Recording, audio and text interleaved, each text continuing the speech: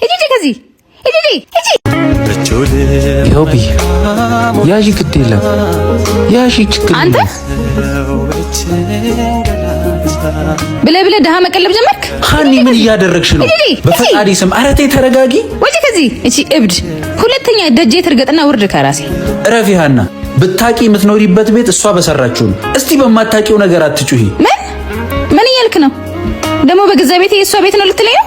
አዎ እኛ እንግዛው እንጂ ቤቱ የሷ ነበር። መስታወት ትባላለች። ይሄ ቤት አረብ ሀገር ደም ተፍታ የሰራችው ቤቷ ነው። ነገር ግን ሀገሯ ስትገባ የገዛ ባሏ ንብረቷን ሽጦ ገንዘቧን በትኖ ሌላ ትዳር ይዞ ጠበቃት። እንደምታያት ሆነች። ሁሌ በራችንን የምትቆሰቁሰው የእኛን ፍርፋሪ ፈልጋ ሳይሆን ትዝታዋ እዚህ ስላለ ብቻ ነው። እኔም ይህንን ሁሉ የሰማሁት ቤቱ ከተገዛ በኋላ። ስሚ መንገድ ላይ የምናያቸው የኔ ቢጤዎች ሁሉ ድሃ ሆነው አልተፈጠሩ። ጊዜ ጥሏቸው ባልጠበቁት እንቅፋት ተመተው አሊያም ታመው ይሆናል። ድሃ ብሎ መፍረድና ድሃ ሆኖ መኖር ይለያያል። እኛም ነገ ምን እንሆን አናውቅም። ደግሞ መጥላት ድሃን ሳይሆን ድህነትን ነው። ነይ አይዞሽ፣ ነይ አትፍሪ፣ ነይ የኔ እናት ነይ አትፍሪ። መልካም